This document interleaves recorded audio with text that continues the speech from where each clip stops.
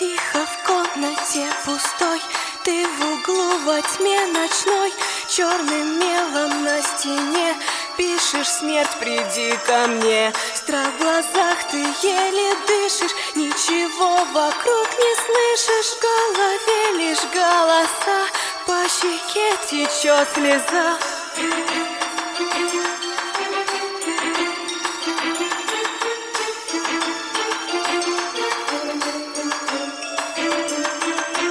В чужой стране теперь, и тебе открылась дверь в мир, где души обитают, медленно тебя сжирают. Ты боишься, ты бежишь прочь от тех, с кем говоришь, и твои